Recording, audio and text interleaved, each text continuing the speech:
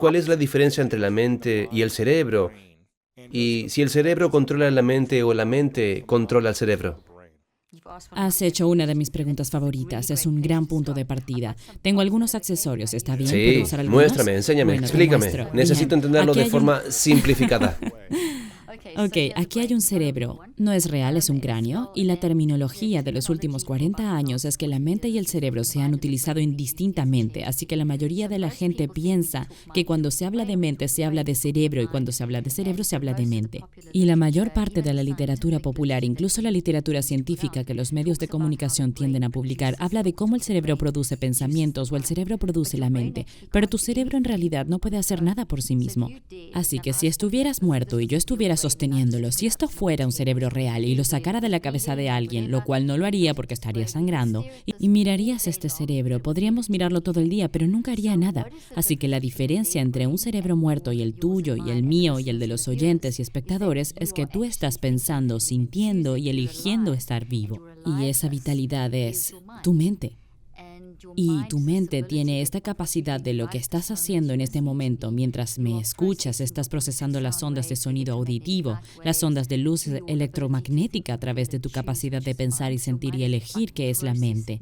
Así que tu mente es como un campo de procesamiento único y brillante, un campo gravitacional a través de tu cerebro y cuerpo, y conviertes lo que oyes y ves en un significado real. Y ese significado se forma a partir de los árboles que realmente crecen en tu cerebro.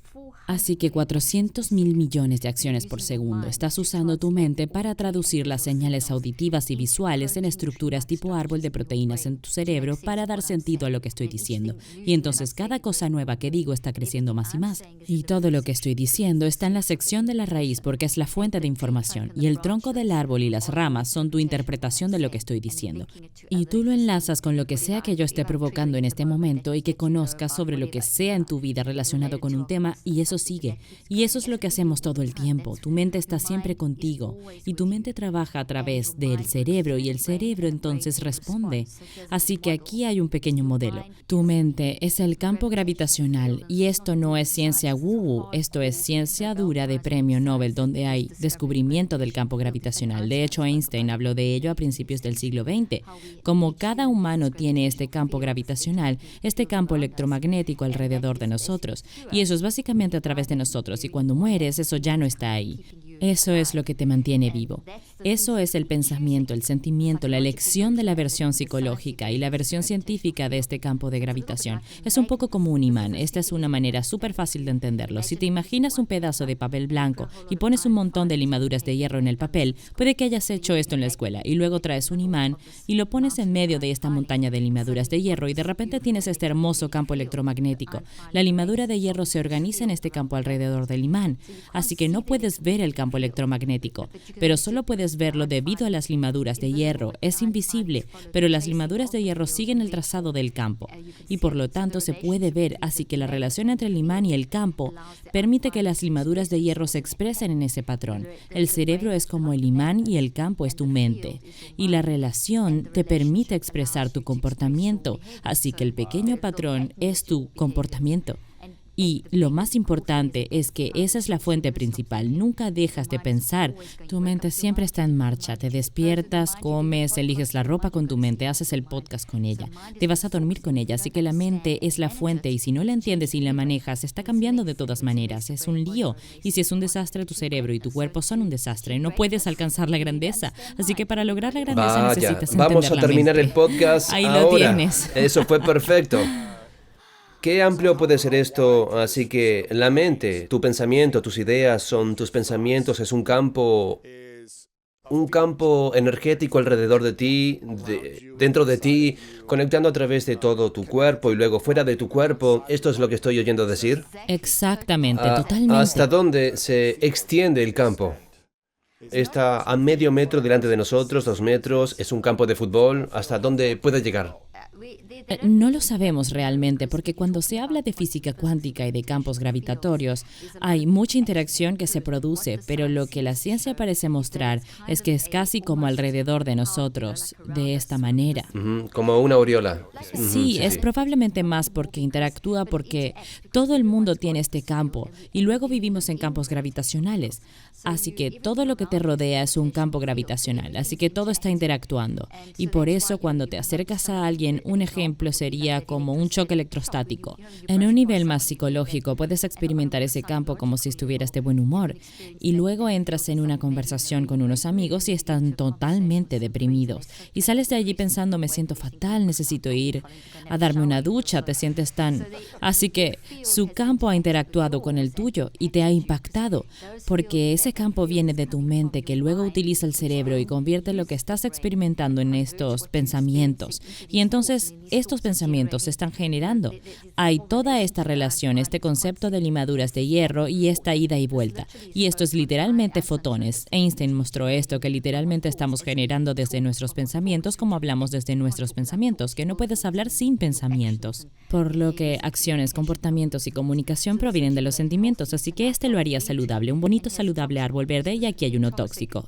La depresión, ser negativo, lo que sea, que generaría fotones tóxicos. Y estos son los que te harían sentir. Sientes esa negatividad, esa sensación de que estás alrededor de una persona feliz y te sientes increíble. Y así es muy real, no es una cosa etérea. Estamos hablando de las ciencias no físicas, de la física cuántica y la física y cosas así, pero es real. Y hay un impacto y un efecto y podemos controlarlo. Eso es lo interesante. ¿Cuál es la definición de la física cuántica? ¿Qué es eso en relación con la mente?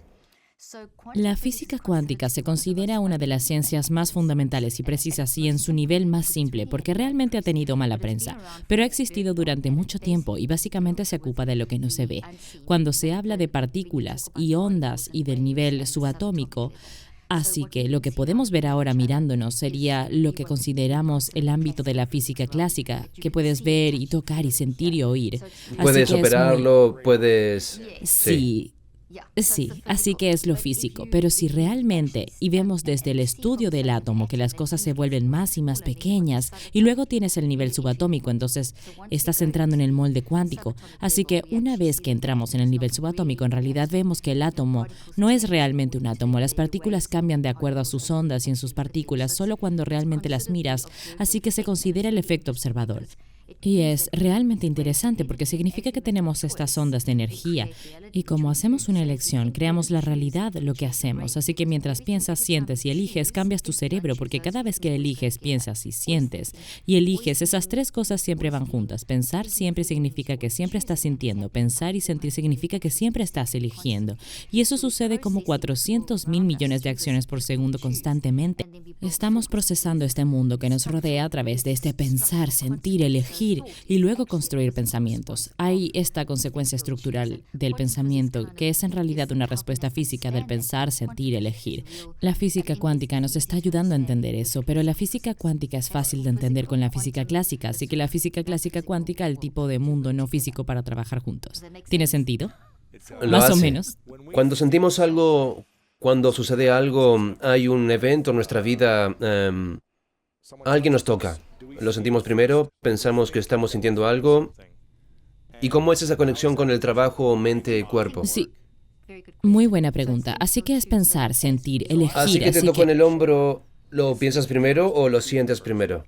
Va a suceder casi simultáneamente. Va a haber, porque está la sensación e inmediatamente estimulará el pensar y luego el sentir y luego el elegir. Así que la sensación, el pensamiento, el sentimiento y la elección trabajan juntos para dar sentido al impacto físico y lo que significa y si es amenazante o no. Y todo tipo de decisiones se toman en tu mente y sucede súper rápido. Es pensar, sentir, elegir en ciclos y es muy rápido. Hablamos de 400,000 millones de acciones por segundo, pero en realidad es un equipo de los 27 más rápidos, que es una velocidad inconcebible. Así que lo que he hecho con mi trabajo es tratar de entender eso.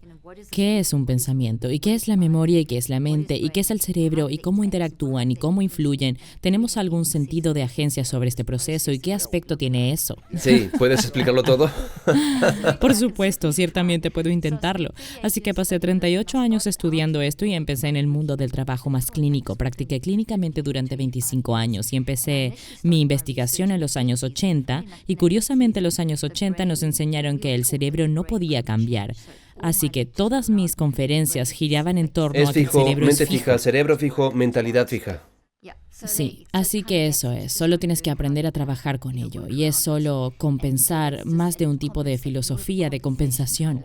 Así que recuerdo haber pensado en una de mis conferencias de neurociencia que esto no funciona para mí, porque estamos cambiando y creciendo como humanos, así que dije, no voy a empezar a investigar esto y mis profesores me dijeron que era una pregunta ridícula. De hecho, hice una charla TED sobre esto, la ridícula cuestión de la neuroplasticidad. Así que en los años 80 dije, bueno, dame la peor situación. ¿Cuál es la peor situación? Ellos dijeron, bueno, es una lesión cerebral traumática. Una vez que alguien ha tenido una lesión cerebral traumática, y quiero decir, tu papá pasó por una, eso está bastante descartado. Y fuimos entrenados, como dije, para compensar.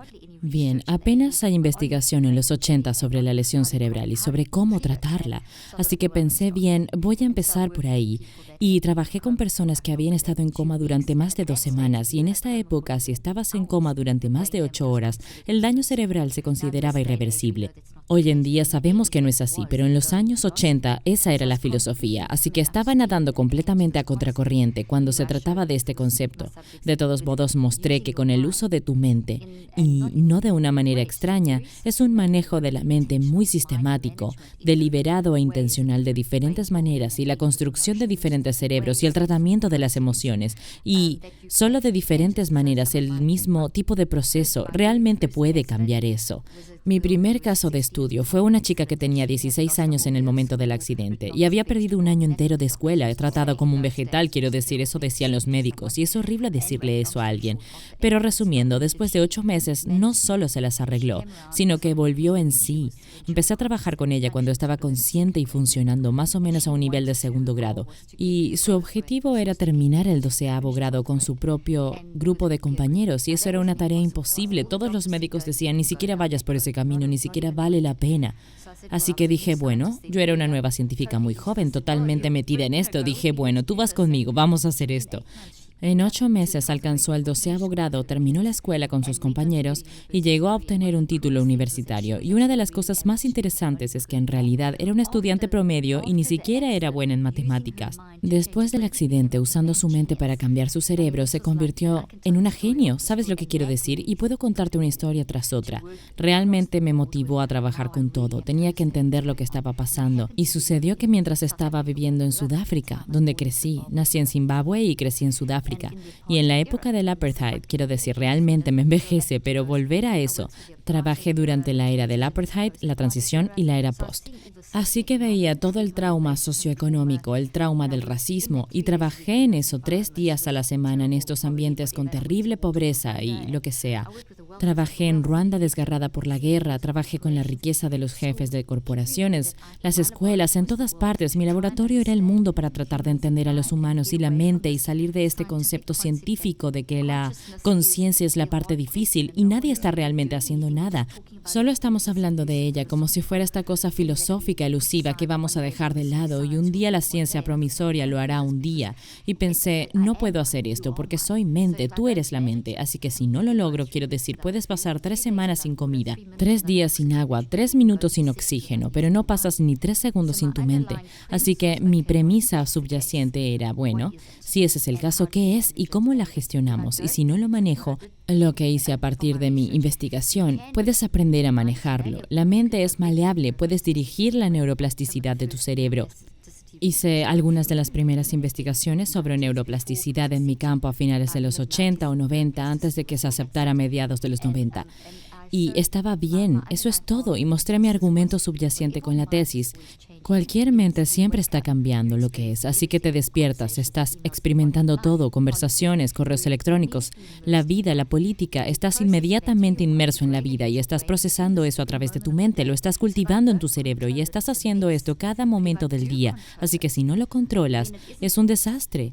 Pero si lo controlo, entonces no es un desastre. Ahora sé que no podemos controlar los acontecimientos en las circunstancias, todos estamos de acuerdo con eso, así que no estoy en toda esta ley, no estoy hablando de la ley de la extracción y decir 15 afirmaciones positivas, y eso va a arreglar tu historia. No estoy hablando de eso, no es realista, estoy hablando del hecho de que no puedes controlar los eventos y las circunstancias, pero puedes aprender a manejar tu mente, lo que significa tus respuestas. Así que sí, las cosas van a pasar, COVID, trauma, muerte, la vida pasa. Y tu caso es un ejemplo clásico, tu vida se puso patas arriba y tú, y la vida de tu familia también, manejaste tu mente y te pusiste de nuevo en marcha. Así que estabas haciendo este concepto de todos modos. La grandeza, por eso dije que la grandeza viene de que manejemos nuestra mente. Y la grandeza no significa necesariamente que tengas millones en el banco y seas una superestrella famosa. Significa que tienes paz mental, estás creciendo realmente, estás satisfecho como persona. Ese es el tipo de camino que queremos seguir. Sí, vaya.